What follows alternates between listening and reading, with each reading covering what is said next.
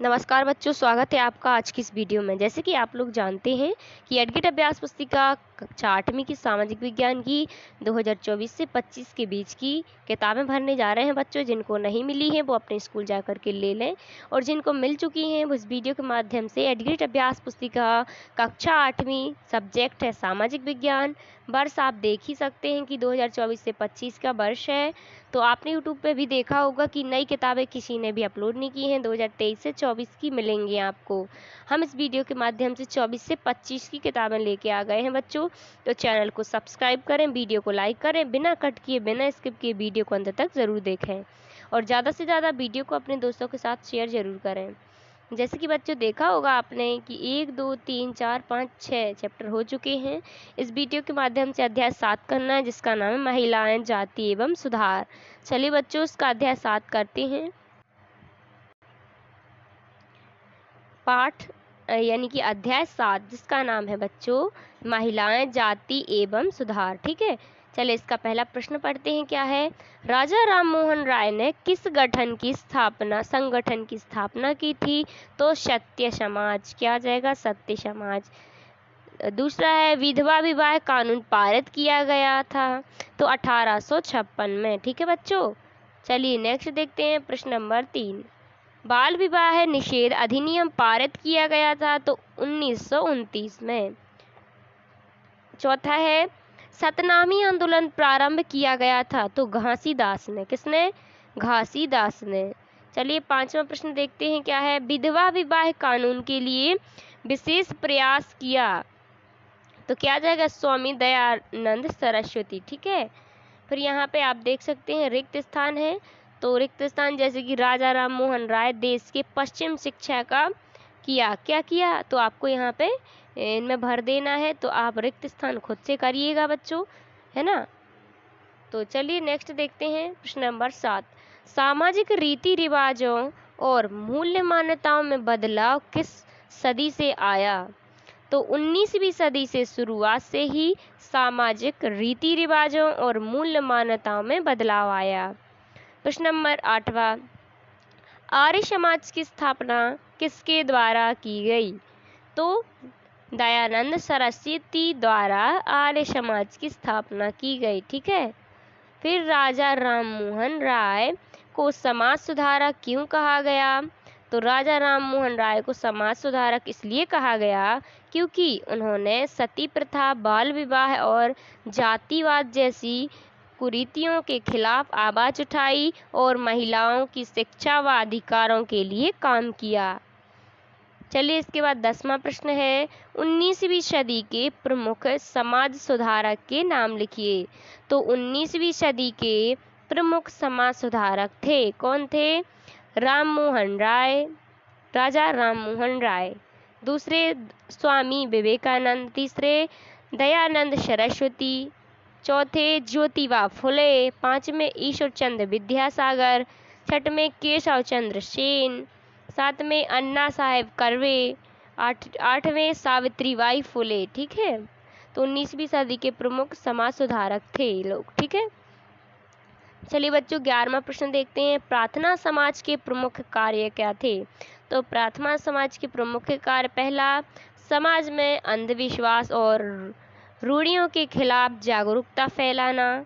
दूसरा जाति व्यवस्था का विरोध और सामाजिक समरसता को बढ़ावा देना। तीसरा विधवा पुनर्विवाह को प्रोत्साहित करना। चौथा महिला शिक्षा और उनके अधिकारों की रक्षा के लिए काम करना।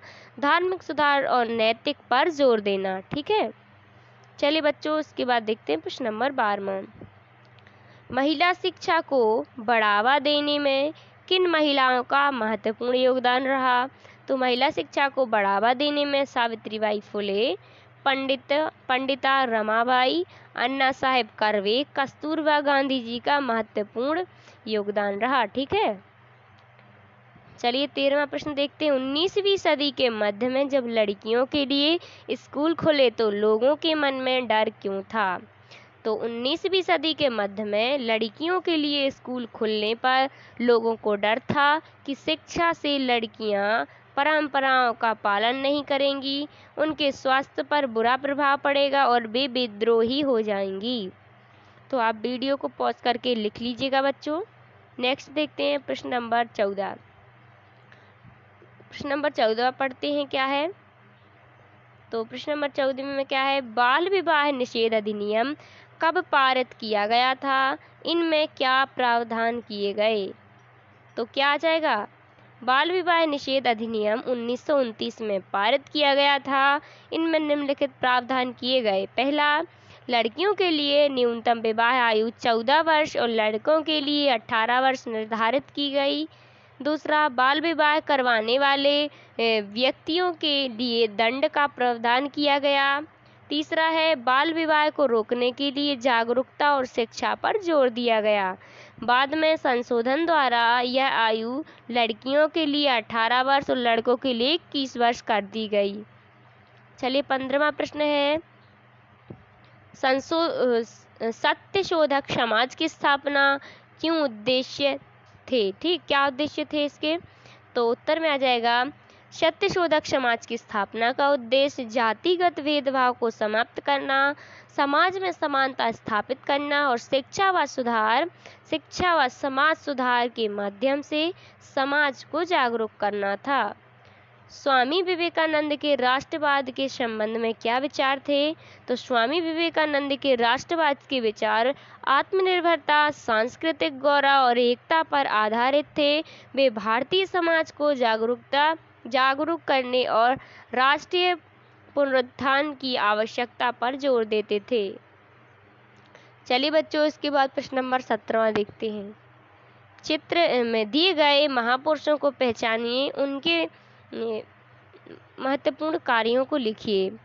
तो पहला है, राजा राममोहन राय के महत्वपूर्ण कार्य में सती प्रथा का उन्मूलन, ब्रह्मा समाज की स्थापना, महिला शिक्षा का समर्थन और भारतीय समाज में सामाजिक और धार्मिक सुधार शामिल थे।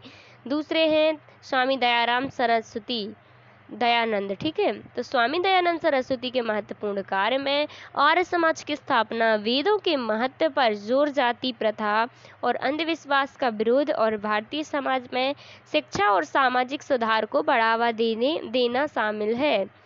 तीसरा है ईश्वर चंद्र विद्यासागर के महत्वपूर्ण कार्यों में विधवा पुनर्विवाह का समर्थन, बाल विवाह का विरोध, महिला शिक्षा का प्रोत्साहन और बांग्ला भाषा और साहित्य में सुधार शामिल हैं।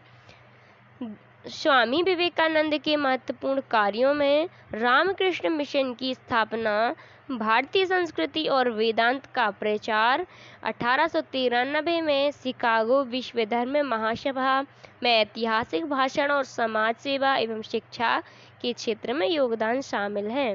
तो इस प्रकार 17वां प्रश्न हो गया बच्चों। नेक्स्ट अध्याय रहेगा 8।